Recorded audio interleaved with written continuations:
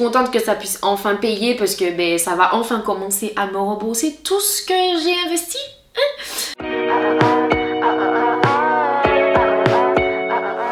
Hi my G's, j'espère que vous allez bien. Aujourd'hui on se retrouve pour une nouvelle vidéo et aujourd'hui on se retrouve pour la première vidéo de la série de vidéos de fin d'année. Donc comme je vous l'avais annoncé sur Instagram, pour ceux qui me suivent, je vais vous proposer 2 vidéos par semaine ce mois-ci. Il n'y a pas de vlogmas malheureusement, en tout cas ce sera pas pour cette année, mais on se retrouve 2 fois par semaine. Du coup donc notre rendez-vous du dimanche habituel et une vidéo en cours de semaine que je vais vous proposer. Donc c'est un petit peu pour remplacer, on va dire, les vidéos, les vlogmas, voilà. Comme vous l'avez vu dans le titre, on se retrouve pour mon bilan de l'année 2023. Donc c'est vrai que je le fais un peu tôt, à mesure où on le fait généralement un peu plus à la fin de l'année, donc vers le 31.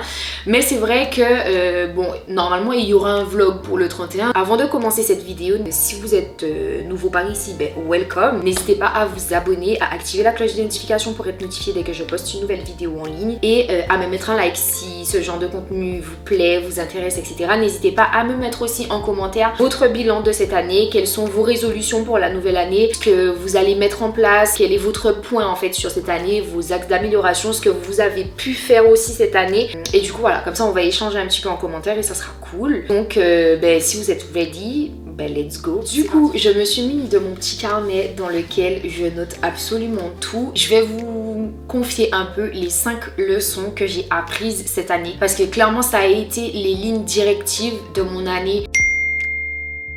Et la première leçon n'est autre que la persévérance qui paye toujours. Moi, pour ceux qui me connaissent depuis longtemps, peut-être que vous avez pu le remarquer à travers mes réseaux ou même mes proches ou les personnes qui me connaissent de façon personnelle, savent que je suis une personne qui est super persévérante parce que je suis têtue, de nature têtue.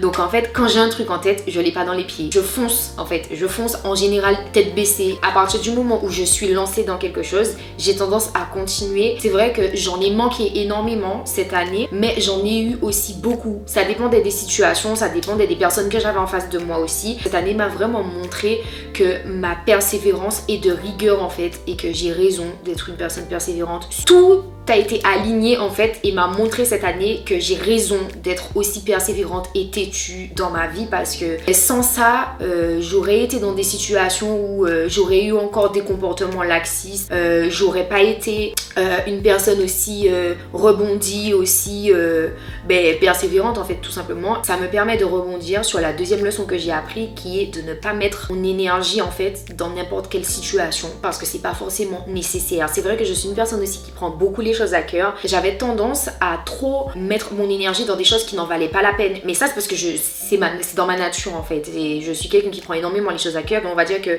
l'anxiété décuple ça puisque je ressens les émotions fois 1000. Je suis passée vraiment du tout au rien. Je m'en fous en fait de tout. Vraiment, tant que c'est pas un truc qui me concerne, ça m'est totalement égal. Et en fait, j'ai eu un lâcher prise vraiment sur les situations que je ne peux pas contrôler parce que moi, en plus d'être perfectionniste, j'ai vraiment ce besoin en fait de toujours vouloir tout contrôler et au final cette année m'a apprise que non seulement ma persévérance est vraiment un atout et une arme face à tout ce que je dois vivre au quotidien, mais en plus c'est pas forcément nécessaire en fait de mettre mon énergie et du coup de pouvoir mettre cette persévérance en fait dans tout ce que j'entreprends, dans tout ce qui se passe autour de moi parce que ça va pas forcément suffire en fait à toutes les situations parce que la plupart du temps ce sont des situations que je ne peux pas contrôler et qui sont totalement indépendantes de moi. J'ai appris aussi en fait à laisser à l'extérieur ce qui est à l'extérieur et qui ne dépend pas de moi. Et franchement ça a mis du temps, ça a mis 22 ans pour que je puisse comprendre ça, mais vaut mieux tard que jamais. La troisième leçon que j'ai apprise, c'est que la présence familiale est indispensable. Je me suis rendu compte qu'en fait ma famille est super importante parce que j'ai vécu des trucs cette année qui étaient pas cool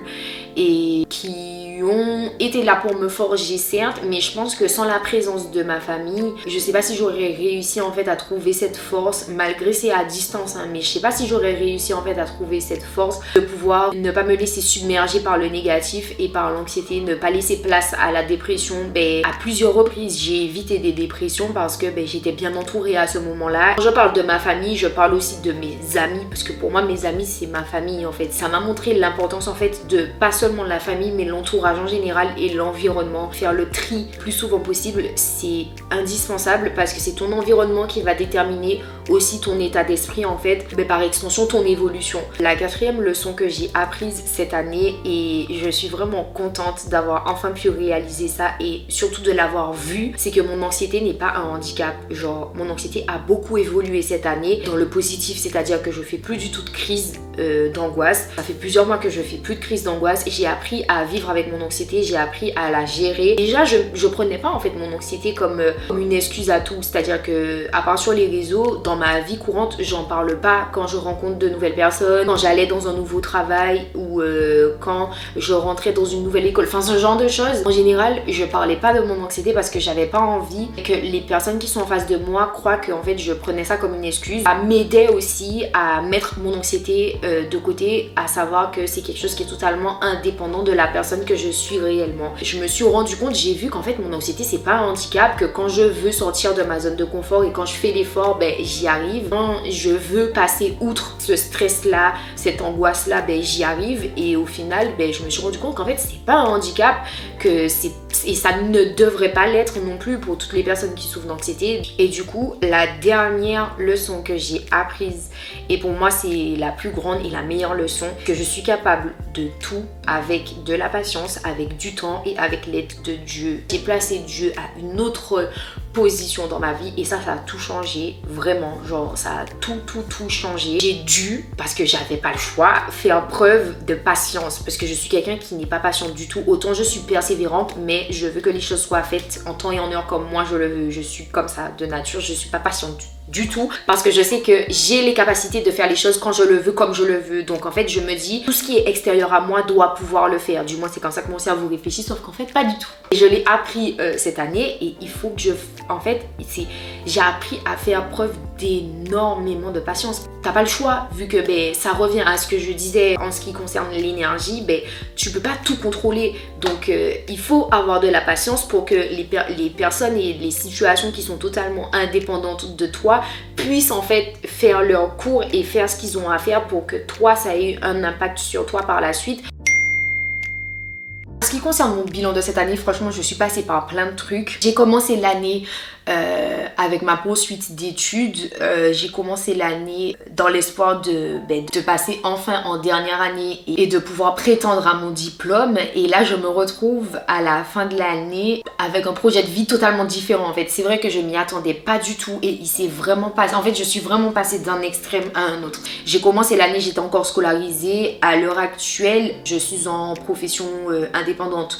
Donc franchement, genre vraiment j'aurais clairement pas pensé en fait que je serais passée d'un extrême à un autre. Il y a eu l'arrêt de mes études, il y a eu les expériences professionnelles parce que pour le coup je suis passée par plusieurs entreprises, que ce soit en alternance ou en contrat de travail. Ça a été que bénéfique pour moi tant sur le plan personnel que sur le plan professionnel du coup. Ça je suis super reconnaissante parce que j'aurais pas pensé pouvoir avoir de l'expérience dans différents domaines qui puissent m'apporter en fait une autre richesse que le domaine du marketing et de la communication dans lequel j'évolue depuis maintenant 3 ans. Il y a eu aussi la mise en place de mes projets personnels parce que du coup vous n'êtes pas au courant et vous pouvez pas voir tout ce que je prépare et tout ce sur quoi je travaille genre en backstage. Croyez-moi, il y a énormément de projets. En fait, tous mes projets de vie et mes projets personnels, je suis en train de travailler dessus. Et c'est pas des trucs qui étaient prévus pour maintenant, c'est ça, mais il y a eu tellement d'événements, de choses qui se sont passées, de rebondissements qu'en fait, je me suis lancée parce que parce que j'avais pas le choix, parce que j'avais pas envie de rester sans rien faire et surtout parce que je n'avais pas l'énergie à mettre dans des choses qui, pareil, sont extérieures à moi. J'avais vraiment envie de mettre mon énergie dans quelque chose qui me concerne, qui me ressemble, qui m'appartient surtout. J'ai eu aussi le tournage et la mise en ligne de mon premier clip. Ça franchement c'était incroyable. C'était un de mes objectifs d'en faire au moins un parce que je sais que c'est un budget, c'est un investissement personnel, mental, financier et je pensais pas réussir à en faire ne serait-ce qu'un cette année et mon objectif c'était de pouvoir sortir au moins un clip. ben pareil, ma persévérance m'a montré que ben, j'ai été totalement capable de le faire. Et heureusement, parce que j'ai pas écouté certaines personnes qui me faisaient comprendre que j'en serais pas capable ou que ça aurait pas été possible. Enfin bref, j'en passe, mais en tout cas, je suis super contente d'avoir pu faire ça parce que ben, la musique c'est toute ma vie et franchement c'était pas prévu en fait que je me lance dans la musique et que je développe ça, et pour le coup ben, je suis contente d'avoir pu mener ce projet là à bien, qu'il ait pu voir le jour déjà et qu'il ait pu avancer en fait de cette façon là. J'ai eu aussi ben, comme je vous disais, ma stabilité, ma monétisation et les 1000 abonnés sur YouTube cette année. Pareil, c'était des objectifs qui ont été atteints parce que je vois le avant les 1000 abonnés et le après, ça n'a rien à voir. Pourtant c'est pas un changement de ouf parce que sinon vous l'auriez senti aussi peut-être un peu plus. Ça a quand même créé un changement au niveau de mes statistiques, au niveau de ma régularité, au niveau de ma stabilité sur YouTube. J'ai galéré hein, avant de trouver une stabilité sur YouTube et je pense que c'est la stabilité et la régularité qu'il fallait que je trouve pour que là ma chaîne et mes réseaux puissent enfin décoller. Je sais que ça viendra tout seul et avec le temps parce que la machine est déjà en route, mais je sais aussi qu'il ne faut pas, malgré les baisses de stats ou les vidéos qui vous plaisent un peu moins ou ce genre de trucs là, je sais qu'il faudra pas que je perde ma régularité, que je perde mes trucs et tout, parce que ça viendra en fait au fur et à mesure, et c'est justement le fait d'avoir de la régularité et en plus de sortir du contenu de qualité qui va faire que ça va faire ma chaîne grandir, que voilà, ça va stimuler mon algorithme, etc. Bien évidemment, ça a emmené la monétisation, donc maintenant je suis rémunérée sur YouTube, je suis trop contente de ça, enfin, parce que ça fait des années et des années que j'investis financièrement, surtout pour le matériel. On en a fait du chemin en termes de matériel. Contente que ça puisse enfin payer parce que ben, ça va enfin commencer à me rembourser tout ce que j'ai investi. Ben, j'ai pris 7 kilos aussi, j'ai réussi à instaurer une routine et une hygiène de vie saine. Je suis contente pour ça parce que c'est quelque chose que je voulais faire depuis des années déjà, d'instaurer une routine, une hygiène de vie, une alimentation convenable. Sur toute l'année globalement, j'ai pris 7, 8 kilos. Vous connaissez mon rapport avec mon poids, avec mon corps, etc. Enfin, certains qui me suivent depuis le début savent un peu d'où je sors physiquement parlant. Le fait d'avoir enfin pu prendre du poids, de commencer à former mon corps et à sculpter mon corps, je suis trop contente de ça. On va terminer cette vidéo avec les mises en place pour l'année qui arrive.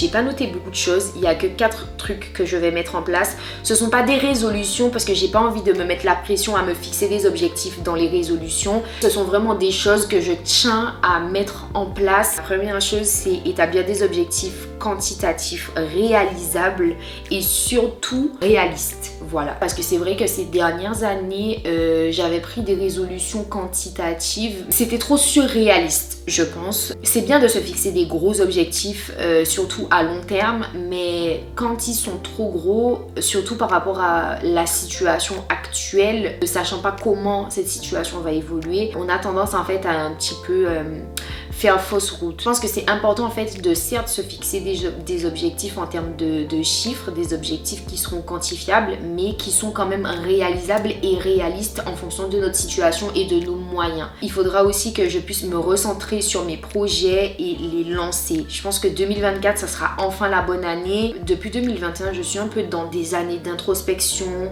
de visualisation, d'observation surtout. Je suis dans des années d'observation et pour le coup, je pense que j'ai fini d'observer, d'accord, que j'ai fini de réfléchir, que je sais ce qu'il faut que je fasse.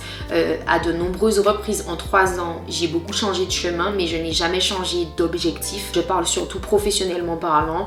Donc en fait, s'il faut changer de chemin encore, je vais le faire, mais je vais toujours prendre des chemins en fait qui vont me mener au même objectif, parce que j'ai compris que le but en fait, c'est pas de changer d'objectif, de changer ce qu'on veut, parce qu'on n'a pas la possibilité pour l'instant de le faire. Le but c'est de changer de façon d'y arriver, et je pense que c'est quelque chose que tout le monde devrait faire, peu importe votre objectif, que ce soit ouvrir votre société, que ce soit démissionner de votre taf, que ce soit ça peut être plein de trucs, mais en fait le but c'est pas de changer en fait ce que vous voulez vraiment faire et la finalité de la chose. Le but en fait c'est de changer la façon d'y parvenir. Donc voilà, peut-être que la façon que vous avez choisie ne vous correspond pas par rapport à votre situation, votre état d'être en fait, votre état d'esprit ou autre. Il faut changer en fait juste de façon d'y parvenir et de façon d'y arriver, mais pas nécessairement en fait de changer d'objectif. Je vais aussi faire confiance au processus et lâcher prise en continuant à me mettre dans la tête que je ne peux pas tout contrôler, que toutes les situations en fait ne peuvent pas dépendre de ma volonté ou de moi en fait, tout simplement. Il va falloir que je continue à lâcher prise et que je fasse confiance au processus, surtout quant à mes projets professionnels, parce que ça va me demander énormément de patience et de courage, parce que ce sont des gros projets, mais énormément l'impression, mais j'ai pas le droit à l'erreur, parce que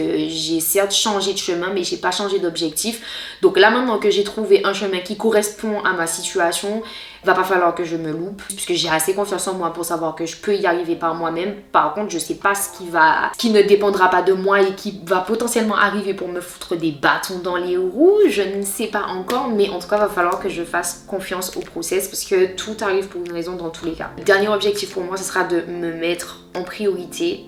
Et moi et mon développement personnel, j'étais beaucoup axée sur mon glow-up physique et j'ai un peu négligé mon glow-up mental. C'est vrai qu'il arrivait en fait par période, mais je pense que c'est quelque chose qui est indispensable en fait à mon évolution, parce que ça va me permettre en fait de pouvoir mieux appréhender les choses et mieux affronter les situations dans tous les cas. Et sans ça, je pense pas que je vais pouvoir mettre à terme mes objectifs. Donc dans tous les cas, il faut que je me fasse passer en priorité. J'arrête enfin de faire passer autrui avant mes besoins personnels, enfin les besoins d'autrui d'humain avant mes besoins personnels. Pour le coup, voilà, je pense qu'avec tout ça, je ne pourrai qu'être mieux, encore meilleure en 2024. Et voilà, j'ai hâte. Franchement, je ne fais aucun plan sur la comète, parce que beaucoup de choses que j'avais prévues cette année ne se sont pas réalisées, puisqu'il y a eu énormément d'imprévus. Je vais juste laisser l'année en fait me montrer ce qu'elle a à me montrer. Voilà, donc c'est tout pour moi pour ce bilan de l'année 2023. J'espère que la vidéo vous a plu. N'hésitez pas à me dire en commentaire quel est votre bilan à vous de cette année et quels sont vos objectifs pour l'année prochaine. N'hésitez pas à mettre un like si la vidéo vous a plu, bien sûr, à vous abonner si ce n'est pas encore le cas, activez la cloche des notifications pour être notifié des prochaines vidéos en ce qui concerne le mois de décembre. Et d'ici là, portez-vous bien, on se retrouve dimanche pour une nouvelle vidéo.